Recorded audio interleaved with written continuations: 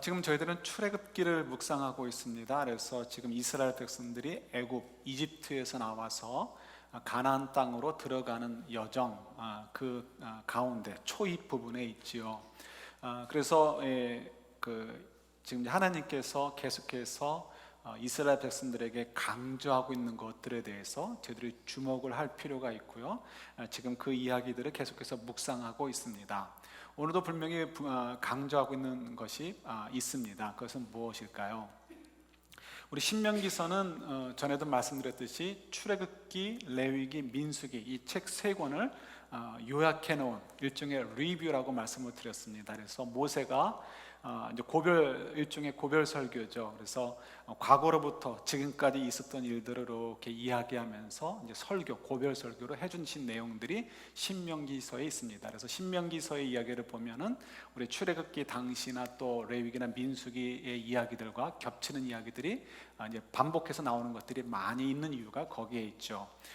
읽지는 않겠지만 신명기서 7장에 보면 그런 내용들이 있습니다. 너희들이 가면 가나안 땅에 들어가면 어느 족속들이 살 텐데 그 족속들을 다 내쫓거나 멸절시켜라. 그래서 오늘 본문 말씀과 서로 매칭이 되는 그런 내용들이 있죠.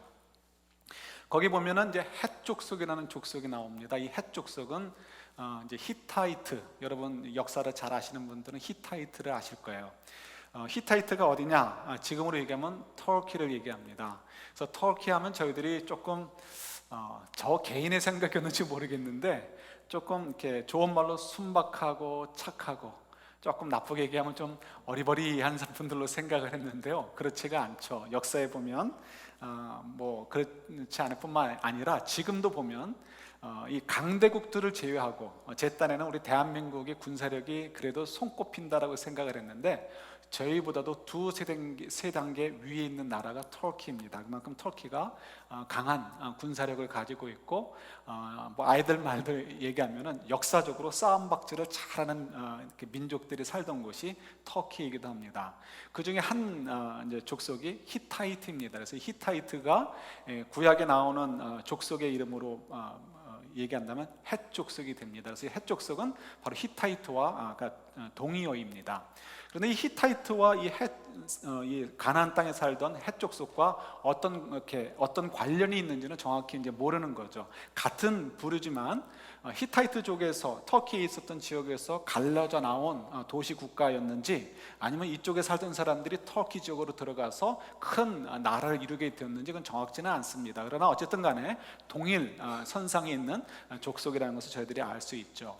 근데 이 히타이트족은 우리가 아는 그 상식을 훨씬 뛰어넘어서 굉장히 강성했던 나라입니다. 그래서 우리 모세라든가 모세 직전에 이렇게 이집트에 있어서 가장 강성했던 때 중에 한 때가 람세스라는 바로 때입니다. 바로의 이름이 람세스일 때, 그때 이집트의 전성기 중에 한 번이 바로 그때인데요. 그때 이 히타이트족도 굉장히 전성기를 달리고 있었습니다. 그래서 부득불 이 두 강대국이 가나안 땅에서 이제 싸움이 벌어지게 되죠. 그런데 이 이집트 군대들이 이집트 역사에서 가장 강성했던 때의 한 때인데 그때 군사들이 이 히타이트족과 싸우러 나갈 때 굉장히 두려워했던 것을 역사적으로 흔적들이 남아 있습니다. 기록들이. 그래서 히타이트족을 굉장히 무서워했고요. 군사들만 무서운 것이 아니고 이집트 나라에서조차도 벌벌 떨면서 우리가 지게 되면 어떻게 될까 이것을 걱정했던 것이 바로 히타이트족입니다. 그만큼 무시무시했습니다. 왜냐하면 애굽만 해도 나일강 때문에 이게 풍요롭죠. 그래서 굳이 밖으로 나가서 뭘 뺏어오야 될 일이 별로 없습니다. 자기들의 나라만 잘 지키면 돼요. 그러나 이 히타이트족은 그렇지 않습니다. 삶의 환경이 그렇지 못해서 전쟁을 통해서 뺏어서 먹지 않으면은 자기들의 그 국력을 유지할 방법이 없죠. 그래서 싸움을 많이 했던 족속이 히타이트족입니다. 그래서 이 히타이트족은 싸움을 잘하기 때문에 어떻게 싸우는 것이 좋다라는 자기들의 방법이 있죠. 그래서 그 중에 하나가 뭐냐면 어느 한 지역의 한 도시나 어떤 부락을 갖다가 완전히 쑥대밭을 만드는 것입니다. 근데 쑥대밭을 만드는데 불만 태우고 뭐 이런 게 아니고요. 사람이란 사람은 할아버지로부터 갓난아기까지 전부 다 죽이는 것이고요. 뭐 예를 들어서 임산부 같으면 배를 갈라서 아기를 끄집어내고 죽인다든가 이런 식으로 아주 잔인하게 굴었던 이렇게 전투 방식을 취했던 것이 바로 히타이트족입니다. 그래서 이 히타이트족 하면 사람들이 부들부들 떨었고, 심지어는 아까도 말씀드렸듯이 애굽 군대도 비록 그 전투에 가서 이겼다 할지라도 싸우기 전에는 부들부들 떨었던 것이 바로 그 히타이트족이었습니다. 그만큼 무서웠죠. 히타이트족 생각하면 어딜 가나 아주 그냥 무섭게 보복을 하고, 또 전쟁에서 이기면 그냥 살려주는 것이 아니고 굉장히 아주 혹독하게 대했다는 것을 우리가 알 수 있습니다. 그래서 히타이트족 하면 굉장히들 무서워했죠. 근데 어떻게 보면 성경에서 보면 하나님께서 그때 당시 히타이트족을 좀 흉내내는 것처럼 느껴지는 부분들이 우리 좀 발견이 되어지죠. 오늘 본문도 그렇죠. 오늘 본문도 우리 신명기서 7장과 연결해서 보셔도 좋고요, 다른 곳을 연결해 보셔도 좋습니다. 하나님께서 이제 가나안 땅으로 인도하시는데, 가나안 땅에 가면 너희들이 꼭 해야 될 것들이 있어 라고 하는 것 중에 중요한 한 가지가 여기 기록되어 있죠. 뭐죠? 올라가면은 가나안 땅에 살고 있는 사람들을 잘 대우해줘라가 아니고요, 그들을 다 내쫓거나 죽여버리라는 거예요. 다 멸절시켜버리라는 거예요. 아니, 우리가 아는 대로 하나님은 사랑의 하나님이신데 원수까지도 사랑하라고 하셨는데 어떻게 이런 명령을 내릴까? 그래서 성경을 잘 알지 못하는 분들은 구약의 하나님은 원시적인 수준의 하나님이고, 신약의 하나님 예수님은 아주 고급한 하나님이다, 이렇게 얘기하는 분들도 있습니다. 근데 그거는 이제 성경을 잘 몰라서 그러는 거고요. 도대체 왜 하나님께서 그런 명령을 내리시는지 우리 한번 생각해 보자는 거예요. 먼저 우리가 오해하지 않기 위해서 정말 구약의 하나님은 그렇게 저급한 하나님, 아주 원시적인 하나님이신가 생각해 보는 거예요. 그러나 결론적으로 얘기하면 어림도 없는 얘기죠. 예를 들어서 지금 이스라엘 백성들이 가나안 땅으로 가게 됩니다. 가나안 땅으로 가는데 왜 가게 되는 거죠? 하나님이 이 이스라엘 백성들을 통해서 온 인류를 구원하시고자 하시는 계획이 있기 때문에 가나안 땅으로 인도하고 계시는 거예요. 그래서 우리 창세기 12장 3절에 보면 제가 적어드린 거 있죠. 우리 너무나 잘 아는 내용이지만 한번 같이 읽어볼까요? 창세기 12장 3절, 아브라함에게 주신 말씀이죠. 같이 봤습니다. 너를 축복하는 자에게는 내가 복을 내리고 너를 저주하는 자에게는 내가 저주하리니 땅의 모든 족속이 너로 말미암아 복을 얻을 것이라 하신지라. 아멘. 하나님께서 아브라함에게 약속을 주셨어요. 우리 지난주에 묵상했듯이 하나님께서 아브라함에게 약속을 주셨어요. 그 약속은 뭐예요? 하나님께서 아브라함이 보니까 너무 이뻐서 그를 위해서 특별히 무슨 계획을 세우신 것이 아니고 이미 하나님께서 가지고 계신 계획이 있어요. 그 계획을 성취하시기 위해서, 그래서 아브라함이라는 사람을 이렇게 선택을 하셨고요, 세우셨고요, 뽑으셨고요, 그리고 그 후손들을 축복하신 거죠. 그래서 아브라함과 그 후손들은 이제부터 뭘 생각하면 살아야 돼요? 하나님이 가지고 계신 계획, 우리에게 보여주신 약속, 그는 뭐예요? 우리들의 인생의 비전이 되는 거예요. 그래서 아브라함에게 약속해 주실 때 이제 하나님의 계획이 무엇이다라는 것을 알려주신 거죠. 근데 그 계획은 누구에게 이렇게 맞춰져 있어요? 아브라함과 그 후손들에게 맞춰져 있습니까? 아니죠. 모든 족속, 모든 민족, 모든 사람들에게 복의 근원이 되게 하시겠다, 그들에게 다 복을 주시겠다라는 것을 말씀해 주고 계시는 거죠. 그러니까 하나님의 관심은 히브리인들이 아니에요. 모든 족속들이에요. 다만 그 첫 도구로, 그 통로로, 첫 시드로 히브리인 아브라함을 선택했다 뿐이지 히브리인만 하나님의 관심의 대상이 아니라는 것을 우리가 알 수 있죠. 그 앞부분에도 그런 것이 많이 있지만 생략하고요. 또 우리가 지금 출애굽기를 묵상하고 있습니다. 이스라엘 백성들이 애굽에서, 이집트에서 탈출을 했어요.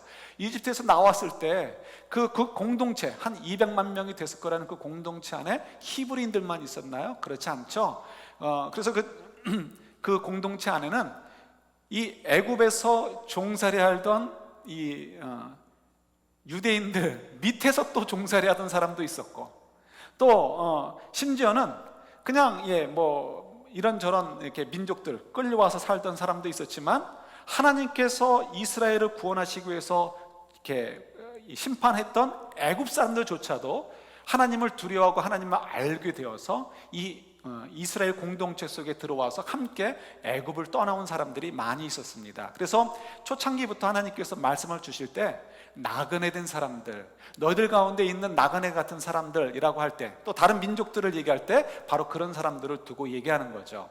그런데 하나님께서 그들이 나올 때 어떻게 해요? 그들이 못 나오도록 막지 않으셨습니다. 그들이 나오는 것을 웰컴하셨고, 그들을 위해서 배려해주는 그런 이렇게 언약들, 또 이 뭐죠? 교훈들, 율법들을 하나님께서 제공을 해주시죠. 그것을 그들을 인정해주고 그들을 보호해주시는 하나님의 마음을 우리가 알 수 있는 거죠. 자, 여기서도 봐도 뭐라고요? 창세기 12장이나 또 우리 지금 출애굽기 이야기를 보아도 하나님의 관심은 히브리인들에게만 있는 것이 아니고, 블러드가 아브라함의 블러드냐 아니냐 그건 전혀 상관하지 않고 모든 민족을 향해서 하나님이 마음을 갖고 있다는 것을 알 수 있습니다. 뿐만 아니라 이제 요 모세 이야기가 끝나는 여호수아 딱 가게 되면 첫 전투 얘기가 나오죠. 근데 가나안 땅에 처음으로 들어갔을 때 싸운 성이 어디죠? 잘 아시는 여리고성이에요. 여리고성에서 들어갔을 때 다 죽이게라고 하나님께서 명령을 내렸습니다. 그걸 갖다가 헤렘이라고 합니다. 그래서 헤렘 전쟁이라는 것이 몇 번에 걸쳐서 있습니다. 제가 기억으로 7번인가 있는데 그런 전투가 있습니다. 이 헤렘이라는 것은요, 구별해서 전부 다 하나님께 드린다는 거예요. 예를 들어서 좀 더 쉽게 얘기한다면, 지금도 이슬람권 사람들 사이에서는 여성들만 머무는 곳이 있습니다. 그 여성들만 머무는 곳을 갖다가 헤렘이라고 합니다. 그래서 특별히 구별됐다는 의미죠. 그래서 이 헤렘에 들어갈 수 있는 것은 그 집의 가장 그 남자 한 사람만 들락날락 거릴 수 있지, 아무도 남성은 들락날락 거릴 수가 없습니다. 그 속에 있는 여인은 다 누구 거라고요? 그 가장의 것이라는 거죠. 그래서 아무도 터치할 수 없다는 거예요.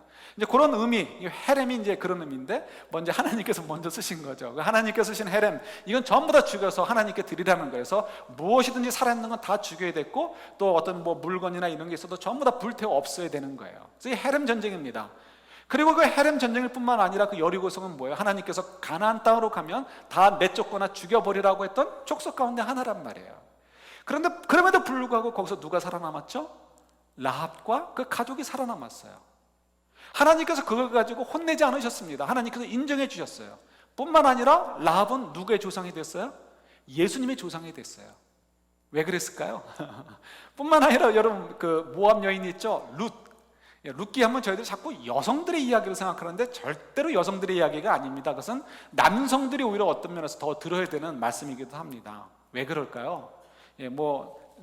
나중에 우리가 이미 공부했지만 또 궁금하신 분이 있으면 나중에 한번 공부해 보셔요. 룻기는 여성들의 이야기가 아니에요. 그런데 자꾸 여성들의 성경 공부처럼 오해를 합니다. 그렇지 않습니다. 정말 룻기야말로 어떤 면에서 진정한 야망이 있는 남성들이 말씀으로 공부해야 될 부분들이 아닌가라는 생각이 들기도 해요. 자, 저는 룻기에 보면 룻이 나옵니다. 룻은 어디 여인이죠? 모압 여인이에요. 근데 이 모압 여인이 또 어디에 포함되어 있는 거죠? 예수님의 조상 가운데 포함이 되는 거예요. 우리 동양사고로는 용납이 되지 않습니다. 라합은 기생이었어요. 기생이라는 것은 뭐 고급 살롱의 마담 이런 정도가 아니고 굉장히 수준이 낮은 그런 아주 그냥 최하위 계층의 사람을 얘기하는 거죠. 모압 여인도 마찬가지예요. 다른 남자의 여인이었다가 또 새로 시집을 가서 그 다음에 예수님의 조상이 되는 이야기들. 왜 이런 이야기들이 기록되어 있을까? 이런 이야기들은 하나님의 관심이, 예수님을 통해서 구원하시려고 하는 그 관심이 유대인들만이 아니라 온 인류를 향해 열려 있다는 것을 가르쳐 주시는 거죠. 뭐 그것만이 아니죠. 예수님께서 우리에게 마지막으로 주신 이렇게 명령도 있죠. 너희는 가서 제자를 삼으라. 누구를 제자로 삼으라고요? 모든 족속으로. 구약으로부터 신약까지 하나님의 관심은 모든 족속에 있지 유대인들에게만 있는 것이 아니에요. 그래서 우리가 절대로 지금 오늘 본문 말씀이든지 출애굽기에 나오든지 신명기에서 나오는 이야기들을 가지고 오해해서는 안 되는 거죠. 그렇다면 왜 하나님께서 그 모든 족속을 구원하기를 원하시는 하나님께서, 또 원수까지도 사랑하라고 하신 하나님께서 왜 유독 이때 모세와 여호수아의 사람들에게는 가서 이 가나안 땅에 사는 사람들을 다 죽이든지 다 내쫓으라고 명령을 하셨을까요? 우리가 그 문제를 좀 생각해 볼 필요가 있죠. 여러분, 요즘 비행기들을 많이 타시잖아요. 비행기들을 타시기 때문에 전부 다 아실 거예요. 미국에 오시려면 또 비행기를 안 타고 오실 수가 없었군요. 전부 다 비행기를 타셨네요. 그죠? 마음속으로 혹시라도 못 타신 분이 있으면 어떨까 이렇게 걱정을 했는데 그럴 이유가 없군요. 비행기를 타실 때 어떤 그 안내를 받죠? 교육을 받습니다. 그래서 승무원들이 가운데 서가지고 벨트는 어떻게 매시고, 혹시라도 비행기가 배가 돼가지고 바닥 위에 떨어지게 되면 어떻게 되라고요? 이렇게 뭐 구명조끼를 어떻게 하고 이런 것들을 얘기를 듣습니다. 그때 또 우리가 듣는 얘기가 하나 있죠. 만약에 높은 상공에서 문제가 생겨서 산소 마스크를 쓰게 될 상황이 놓이면 산소 마스크가 위에서 떨어진다는 거예요. 그럼 그때 무엇 먼저 하라고요? 옆에 애가 있던 연세 드신 분이 있던 상관하지 말고, 그들을 먼저 도와주지 말고 누구부터 하라? 자기부터 하라는 거예요. 왜 자기부터 하라고 그럴까요? 혹시라도 서두르다가 애도 제대로 못 도와주고 자기도 숨을 못 쉬게 되면 다 같이 곤란한 일을 당할 수 있기 때문이죠. 그러니까 먼저 자기부터 해야 된다는 거예요. 이럴 때 우리가 바운더리라고 얘기합니다. 너부터 해야 될 때, 우리부터 해야 될 때가 그럴 때가 있는 거죠. 그때 바운더리라고 얘기하죠. 지금 바로 이스라엘 사람들에게서는 바로 지금 바운더리가 필요한 거예요. 그들이 결국 모든 민족들을 변화시켜야 됩니다. 모든 민족들에게 사랑으로, 예수의 복음으로, 하나님의 그 은혜들로 그들을 구원하도록 통로의 역할을 해주어야 됩니다. 그러나 지금 이스라엘 백성들이 아직은 다른 사람들에게 산소 마스크를 씌워줄 만큼 아직은 준비가 안 됐다는 거예요.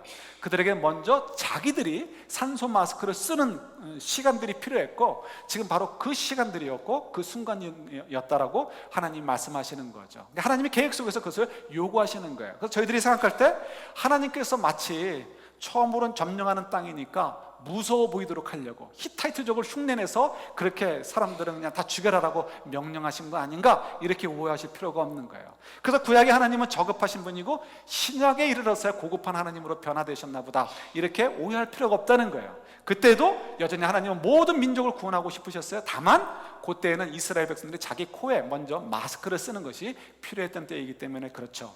그래서 이 출애굽기 23장에서도 그것을 굉장히 많이 강조하고 있는 것을 보게 됩니다. 그래서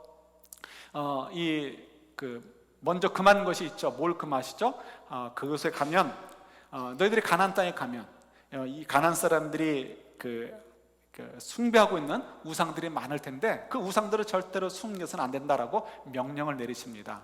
그것이 그 명령과 가나안 사람들을 내쫓으라는 것과 서로 연결이 되는 거죠. 지금 저희들의 입장에서는 잘 이게 오지 않습니다. 그러나 당시의 사람들의 관점에서 보면 이게 굉장히 중요한 문제가 되죠. 실질적인 문제가 됩니다.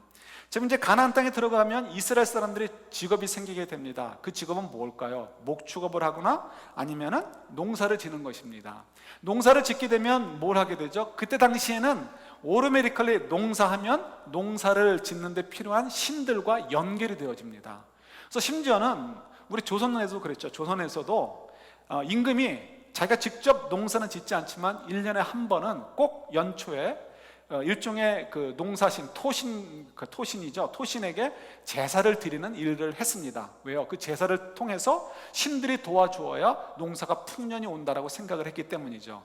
그래서 이 농사꾼들은 절기마다 그 절기에 합당하게 드려야 되는 제사를 그 합당한 그 신들에게 드리는 일들을 했습니다.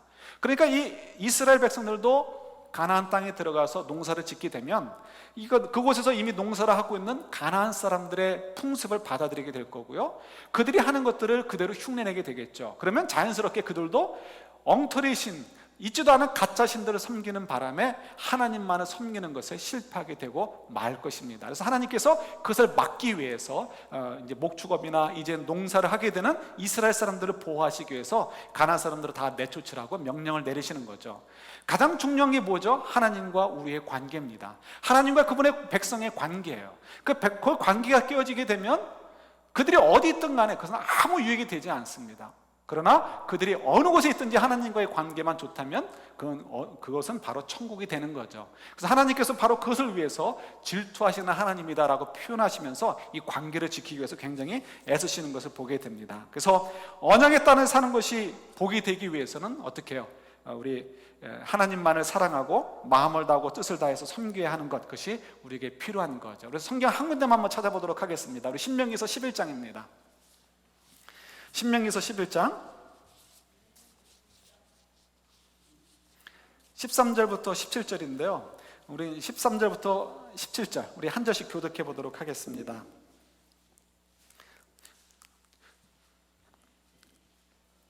한 절씩 봤습니다. 신명기서 11장 13절부터 17절까지 말씀이에요. 내가 오늘 너희에게 명하는 내 명령을 너희가 만일 청종하고 너희의 하나님 여호와를 사랑하여 마음을 다하고 뜻을 다하여 섬기면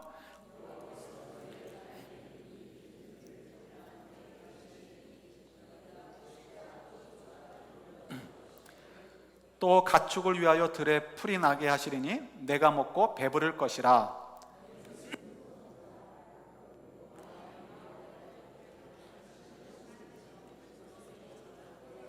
같이요. 여호와께서 너희에게 진노하사 하늘을 닫아 비를 내리지 아니하여 땅에 소산을 내지 않게 하심으로 너희가 여호와께서 주신 아름다운 땅에서 속히 멸망할까 하노라. 아멘. 예, 여기 보면 우리가 참 중요한 것을 깨닫게 됩니다. 우리가 좀 뒤에 보려고 했는데 좀 순서를 바꿔서요. 여러분, 젖과 꿀이 흐르는 땅으로 하나님이 이스라엘 백성들을 이끄셨어요. 그래서 복된 땅이다라고 얘기를 합니다. 그런데 이스라엘 백성들은 역사를 보면 젖과 꿀이 흐르는 땅에 갔을 때 그 땅이 복된 땅이 되었나요? 아니었나요? 한번 생각해 보세요. 오늘 설교 제목이 복이 되도록이라는 제목인데요, 젖과 꿀이 흐르는 땅에 이스라엘 백성들이 갔지만 우리가 결론적으로 얘기한다면 그 땅이 젖과 꿀이 흐르는 땅이 되지 못했습니다. 젖과 꿀이 흐르는 땅이 아니라는 것이 아니고 젖과 꿀이 흐르는 땅이 못 되었다는 거예요. 이유가 어디 있어요? 지금 신명기서 11장에서 우리에게 답을 얘기해 주죠. 여러분, 이게 참 재미있는 부분인데요, 젖과 꿀이 흐르는 땅, 그러면 팔레스타인 땅이 굉장히 좋은 땅이다라고 생각할 수 있습니다. 그러나 땅의 가치로는 형편없는 땅입니다. 여러분 아시는 것처럼 세계 4대 문명이라든가 큰 나라들이 있을 때는 주변에 뭐가 있어야 되죠? 큰 강이 있어야 됩니다. 그죠? 물이 많아야 되는 거예요. 여러분, 요단강 이렇게 우리 사진이나 이런 거를 통해서 봐도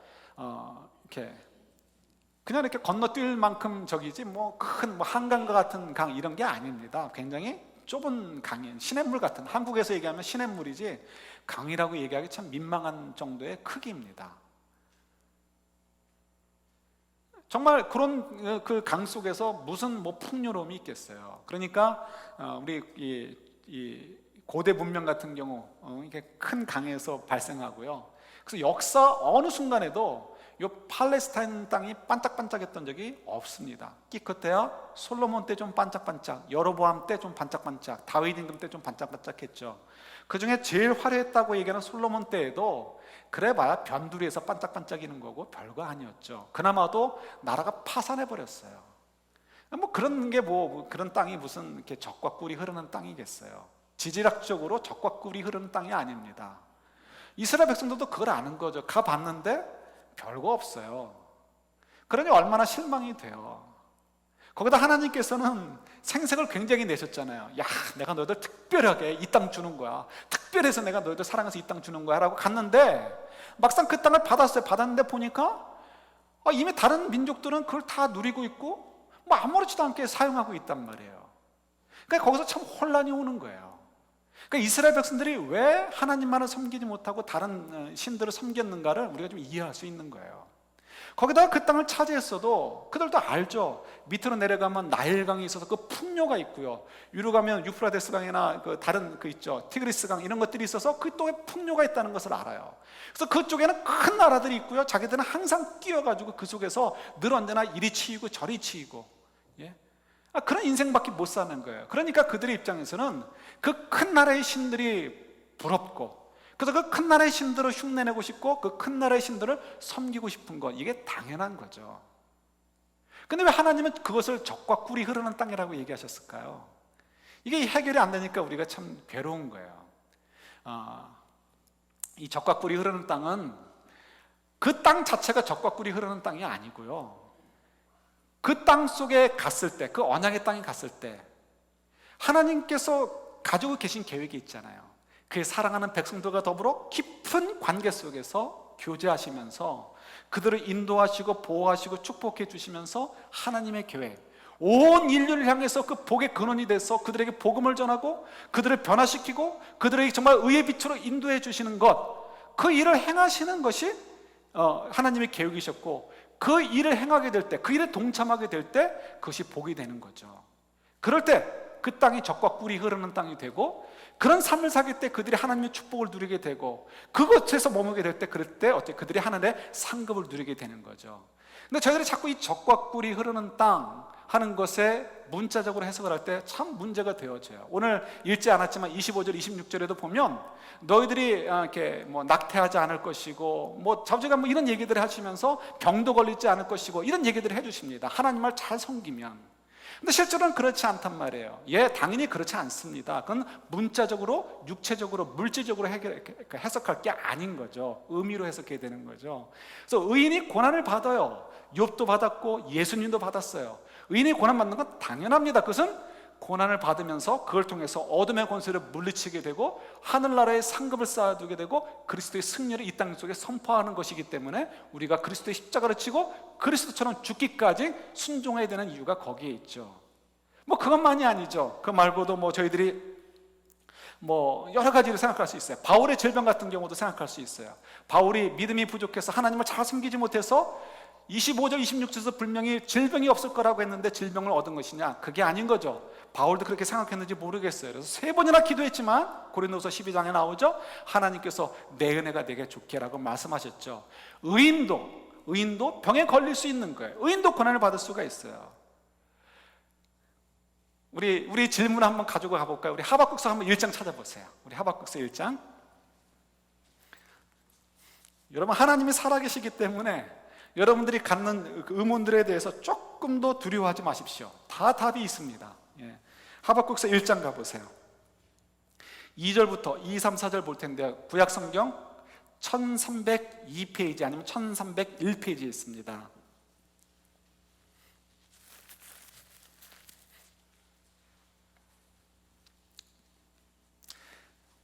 2, 3, 4절인데요. 같이 한번 이제 읽어보려고 합니다. 하박국서 이거 읽고 3장 가서도 읽을 테니까 덮지 마시고요. 같이 2, 3, 4절 같이 읽을까요?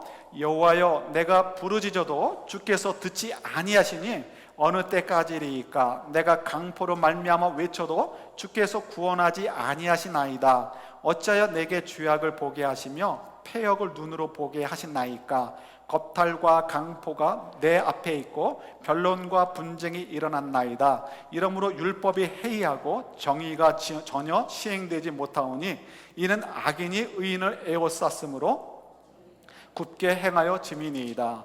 예, 악한 사람들이 더 잘 되는 것 같이 보이는 이런 상황들, 그러니까 정말 하나님 말씀이, 하나님의 약속이 성취되어지는 것 같지 않고, 그러니까 하나님 말씀이 점점 거리가 있어지고 힘이 없어진다는 거예요. 그런데 하나님이 답을 주시는 거죠. 그러면서 그게 아니란다 라고 주시는 것이 이제 그 앞에 설명이 되어 있고요. 그래서 17절 18절 보세요. 3장 17절 18절 우리 너무 잘하는 이렇게 말씀, 우리 찬양으로도 부르죠. 그래서 이때 가서 이제 하박국의 고백을 하는 거예요. 3장 17절 18절 같이 봤습니다. 비록 무화과 나무가 무성하지 못하며 포도나무에 열매가 없으며 감람나무에 소출이 없으며 밭에 우리의 양이 없으며 외양간에 소가 없을지라도 나는 여호와로 말미암아 즐거워하며 나의 구원의 하나님으로 말미암아 기뻐하리로다. 아멘. 그죠? 그래서 우리 하박국서의 이야기를 통해서도 우리가 확인할 수 있는 것, 하나님의 의로운 백성들도 가난할 수 있고 하나님의 의로운 백성들도 고난을 당할 수 있어요. 우리 신약에 보면 우리 마가복음 같은 경우도 이번에 우리 이렇게 암송 포함이 되죠. 마가복음 같은 경우는 로마 교회에 보낸 편지로 우리가 알려져 있습니다. 왜 보냈을까요? 로마가 당시 이렇게 기독교를 박해할 때였습니다. 그래서 왜 우리가 하나님의 백성인데 이렇게 박해를 받아야 되는가? 의인이 왜 박해를 받아야 되는가? 있던 병도 없어져야 될 판에, 있던 고난도 없어져야 되는 판에, 그럴 때 이 마가복음을 보내서 흔들리지 마라 이거죠. 그러면서 마가복음의 강조점은 어디 있어요? 고난 받으시는 예수님, 고난 받으시는 예수님, 그 예수님을 통해서 하나님의 구원의 역사를 위해서 고난 받는 것, 이거는 의미가 있고 가치가 있는 것이고 그것이 우리의 영광이 된다라는 것을 가르쳐 주시는 거죠. 그래서 그 고난을 잘 이겨나가라, 믿음으로 굳게 지켜라 라고 하는 것이 마가복음서에 기록된 내용이기도 합니다. 그것만이 아니죠. 우리 신약의 대부분이 바로 그런 내용들을 가지고 있습니다. 요한계시록도 더더욱 마찬가지고요. 그래서 이 로마의 압제로부터, 그런 이 핍박으로부터 신앙을 굳게 지켜라, 결국 이기는 건 우리다. 그래서 짐승, 로마 황제라든가 로마 황제 숭배를 이렇게 격려하는 그런 거짓 선지자들의 이렇게 제사장들에 대해서 흔들리지 말고 굳은 믿음으로 이겨라 하는 것이 바로 요한계시록의 메시지인 것이기도 하죠. 그래서 결론은 뭐냐면, 결론적으로 얘기한다면 이 모든 것들을 얘기하고 하시고자 하시는 것은 의인도 고난을 받는다는 거예요. 근데 저희들이 이것 때문에 참 이렇게 낙담하는데, 여러분 낙담하실 필요가 없는 거예요. 결국은 우리가 나는 지금 왜 이런 고난을 받는가? 나는 신앙생활을 잘하는데 왜 요모양 요꼴일까라고 할 때 하나님은 분명한 답을 우리에게 주시죠. 어떤 말씀을 주시죠? 모든 것이 합하여, 모든 것이 합하여 선을 이루게 하신다는 하나님의 약속이 우리 가운데 이루어지고 있잖아요. 그래서 우리가 이 말씀을 저희들이 잘 이해하셔야 돼요. 이것을 이해하지 못하면 어떻게 돼요? 젖과 꿀이 흐르는 땅, 복으로 주신 그 땅에 들어가서도 복을 누리지 못하는 거예요. 신명기서 11장 우리 아까 읽은 대로 나오는 얘기죠. 그러나 그 땅이 어느 곳이든 간에 우리가 하나님의 자녀로서 하나님과 더불어 살게 된다면 그곳에서는 아무리 고난이 있고 아무리 어려움이 있어도 참된 샬롬이 있고 하나님의 복을 누리게 된다 하는 것이 하나님의 말씀인 거죠. 그래서 우리로 하여금 하나님과의 관계를 막는 그 모든 것들을 물리쳐라라고 말씀하고 계시는 거예요. 자, 그러면 저희들도 한번 생각해 봐야 되겠죠. 저희들도 복된 인생이다라고 얘기를 합니다. 우리가 왜 복된 인생입니까? 예수님 때문에 하나님의 자녀가 되었잖아요. 이스라엘 백성들이 홍해를 건너서 구원받은 것처럼 우리도 죄로부터 건너져서 이제 하나님의 백성이 되었죠. 그래서 이제 저희들은 하나님의 거룩한 백성이 되었어요. 그래서 우리를 복되다라고 얘기를 합니다. 근데 우리가 그 복이 정말 되도록 하기 위해서는 어떻게 해야 될까요? 우리도 멀리 해야 될 것을 멀리 해야 되고 가까이 해야 될 것을 가까이 해야 되는 거죠. 뭘 멀리하고 뭘 가까이 될까요? 그걸 통해서 우리가 하나님만을 섬기고 하나님만을 사랑할 수 있는 방법, 그것이 뭘까요? 그것은 저희들이 우리 우상숭배를 멀리하는 것이 필요하겠죠. 우상숭배, 그게 뭘까요? 요즘 저희들은 바알도 섬기지 않고 아스토롯이라든가 뭐 이런 것도 섬기지 않습니다. 그러니까 나는 우상 섬기지 않아 라고 얘기할지 모르겠어요. 그러나 우리도 분명히 우상을 섬깁니다. 그 우상은 뭘까요? 오늘 뭐 이렇게 뉴저지하고 뉴욕에서 오신 분들이 많네요. 그러니까 일부 예배 때는 또 뉴욕에서 오신 분이 계셨는데, 제가 보스턴에 있을 때 뉴욕을 자주 갔습니다. 처가댁에 거기 있었기 때문에. 그래서 12월 마지막 날이 되면 내려가서 이렇게 하루 있다가 이틀 있다가 올라오게 되죠. 1월 1일을 보내고 올라오는데 커네티컷쯤 갔을 때 갑자기 눈이 막 쏟아지기 시작을 했습니다. 눈이 너무너무 와가지고요, 그 큰 프리웨이가 클로즈가 되고 잠깐 내려가서 국도로 이렇게 돌아서 올라가도록 그렇게 되었습니다. 그래서 국도로 내려갔는데 이미 차들이 빽빽하게 이렇게 줄을 서가지고 갑니다. 그런데 너무 눈이 많이 오고 바람도 많이 부니까 정말 앞이 안 보이는 거예요. 그러니까 차 한 대 앞은 보이는데 두 대 앞부터는 희미하고 그 이상은 보이지가 않습니다. 근데 젊었을 때니까 너무 재밌고 좋은 거죠. 야, 이거 눈 더 왔으면 좋겠다. 그래서 그냥 차에 기름도 있고 뭐 걱정할 게 없는 거죠. 더 걱정하지 않는 이유가 어디 있어요? 길을 아니까. 비록 국도로 왔어도 남자들 알잖아요. 지금 프로에서 어떻게 나왔으니까 방향이 어떻고 이렇게 가면 돼. 또 설사 제가 방향을 놓쳐도 물어보면 되잖아요. 이미 경찰들도 막 나와 있고 뭐 뿅뿅거리고 난리가 났으니까요. 얼마든지 그럴 수 있고, 완전히 길이 셧다운 돼도 그냥 뭐 동네 들어가서 어디 모텔 가서 하룻밤 자고 가면 되니까 사실 뭐 크게 걱정이 되지 않죠. 이게 참 우스운 것 같아요. 우리 생각에는 이렇게 됐으니까 걱정할 게 없어라고 생각을 하죠. 근데 우리 생각대로 되지 않는 게 인생이잖아요. 아무리 맑은 날이라 할지라도, 아무리 길이 뻥뻥 뚫려 있어도 주님께서 우리를 보호하지 않으시고 우리를 이렇게 좀만 돌려놓으시면 우리 인생이 완전히 다른 길로 가버리게 됩니다. 이것이 우리의 인생이죠. 그런데도 저희들은 참 미련하게 내 자신을 하나님보다 더 믿어요. 그래서 내 자신이 판단되어지고 내 자신이 그려지는 것들은 마음을 놓습니다. 안심을 합니다. 그런데 내 마음대로 되지 않고 또 내 눈에 잘 보이지 않으면 불안해져요. 내 눈에 보이나 보이지 않으나 하나님은 동일하시게 우리를 인도하고 계시고 우리 주인으로 아빠 아버지 노릇해 주시는데, 저희들은 자꾸만 내 눈에 보이고 내가 판단될 때만 안심하려고 하고, 그렇지 않을 때는 불안해지려고 합니다. 이거는 뭐 여러분 걱정하지 마세요. 모든 사람이 다 그러니까 여러분 앞에 서 있는 저조차도 뭐 하루도 뭐 골십번 이런 불안 속에 있으니까 여러분 걱정할 필요 없는 거예요. 누구나 다 있습니다. 심지어 예수님도 불안해 하셨는데요. 이런 불안이 와요. 그래서 우리가 참 이럴 때 왜 불안합니까? 결국은 하나님을 불신하기 때문에 그러는 거예요. 사실은 우리가 지금 오늘날에서 가장 큰 우상은 뭘까요? 내 자신을 너무 신뢰하는 거예요. 내 자신이 판단되어지고 내 자신이 믿어질만 하면 불신이 없어져요. 그러나 내 자신이 판단되어지지 않고 내 머리로 생각이 되어지지 않으면, 보이지 않으면 그때부터는 불안해지고, 하나님이 분명히 내가 너의 선한 아버지 노릇해 줄게, 나는 너를 향해서 완전한 계획을 가지고 있어, 나는 너를 정말 사랑해 라고 얘기해 주셔도 그게 귀로 들어오지가 않습니다. 그래서 계속해서 불신하고 불안해하는 것, 이게 참 우리에게 문제가 되는 거죠. 그래서 우리가 이것을 이 우상을 자꾸 밀어내야 되고 이것을 없애버려야 되는 거예요. 그럼 어떻게 하면 좋을까요? 그러기 위해서 우리가 좀 필요한 도움들이 우리에게 하나님이 주셨죠. 그 도움들은 누굴까요? 우리가 함께 살고 있는 가족들, 함께하고 있는 성도들이 바로 우리들의 도움이 될 수 있어요. 여러분, 이렇게 어려운 일들이 있을 때, 이렇게 불안한 문제가 있을 때 부부끼리 얘기를 진솔하게 하십니까?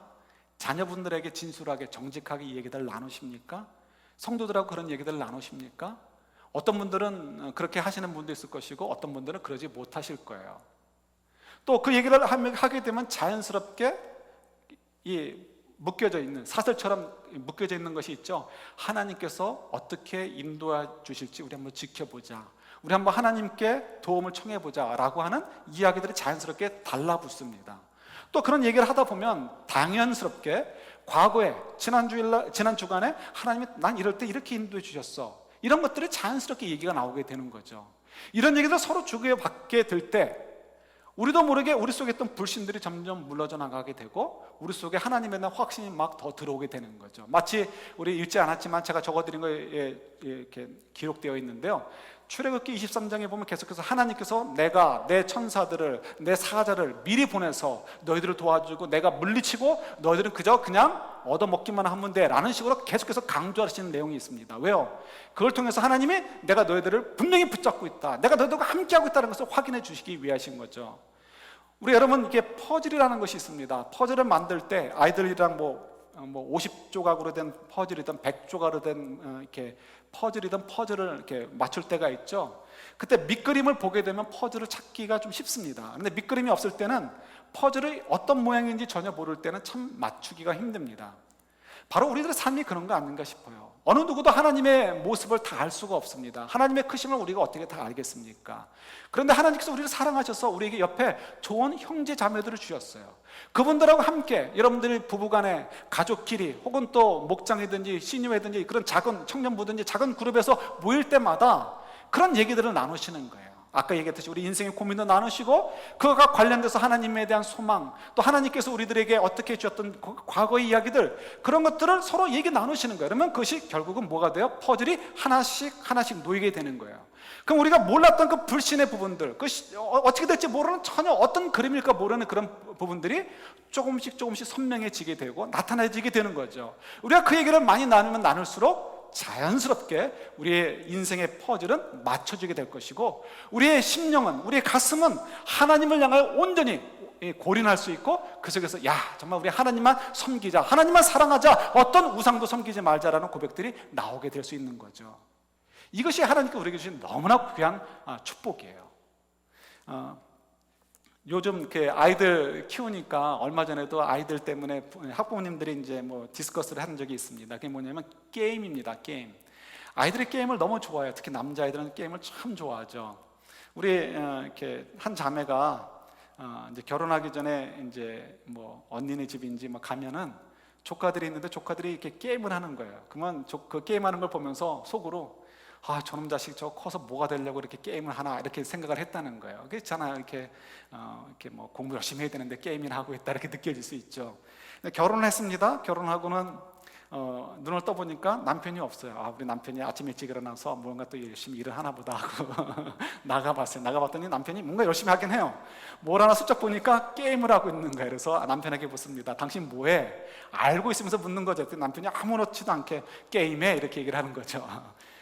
여성분들은 잘 모릅니다. 남자분들은 게임이 굉장히 중요해요. 특히 남학생들, 티네이저 때 게임이라는 것은 아이들하고 사이의 대화죠. 20대 청년들 사이에서도 게임이라는 것은, 또 스포츠라는 것은 이 대화의 중심이 될 수 있죠. 그러니까 그런 것들이 없이는 사실은 게임이 대화가 되지 않습니다. 우리 여자분들은 어떤 게 있을까요? maybe 잘은 모르지만 연예계 소식 이런 것들이 어쩌면 이렇게 대화의 중심이 될지도 모르겠어요. 그런데 만약에 그것이 변하지 않고 평생을 통해서 맨날 게임 얘기나 하고 연예 얘기나 하고 스포츠 얘기나 한다면 그것이 결국 대화의 주제가 되어지고 대화의 중심이 되어지고 그것을 위해서 서로 거기에만 관심을 갖고 또 부동산이라든가 이런 것에만 관심을 가지고 우리가 대화를 한다면 우리는 무엇을 살든지 어디서 살든지 무엇을 하든지 우리들의 인생은 복이 되지 않을 것입니다. 그러나 정말 우리가 복이 되도록 하기 위해서는 게임 얘기할 때도 있고 스포츠 얘기할 때도 있고 연예계 얘기할 때도 있어요. 그러나 우리의 중심은 뭐가 되어야 돼요? 하나님이라는 퍼즐을 맞춰가는 이야기가 중심이 되어야 되는 거죠. 여러분, 하나님께서 우리에게 도전을 주시는 거예요. 저와 여러분들, 우리 계속 말씀드리지만 너무나 소중한 존재들이십니다. 여러분들이 너무 소중한 존재들이에요. 여러분들도 하나님의 복을 누리셔야 되고요. 이 땅에 하나님께서 왜 여러분들의 복의 근원으로 이 땅에 보내셨어요? 여러분들을 통해서, 저를 통해서 이 세상에 좀 복을 나눠줄 수 있도록 하기 위해서 우리를 부르신 거예요. 그리고 우리를 적과 꿀이 흐르는 땅으로 인도해 주셨다고 얘기를 합니다. 하나님의 자녀가 되게 하신 거죠. 그럼 하나님의 자녀가 된 것이 실질적으로 우리의 복이 되기 위해서는, 그런 실질적으로 이게 적과 꿀이 흐르는 땅에서 사는 인생이 되기 위해서는 우리가 하나님만을 섬기는 삶, 그래서 우리가 살아야 되는 거죠. 그러기 위해서 어떻게 해요? 우리가 여러분 무엇보다도 우리가 좀 여러분 부부끼리도 자녀끼리도 자녀와도 또 그다음에 여러분들 우리 성도들끼리 모였을 때마다 정말 복이 복되도록 우리 하나님의 퍼즐을 맞춰가는 이야기들, 그리고 그 속에서 우리 불신이라는 우상을 좀 내쫓고 나를 의지하려는 그 우상들을 내쫓고 정말 하나님만을 섬기도록, 하나님만을 의지하도록 서로 격려할 수 있는 저와 여러분들이 될 수 있기를, 그래서 우리가 정말 세상을 밝히는 아름다운 빛들이 될 수 있기를 우리 주님의 이름으로 축원합니다. 아멘.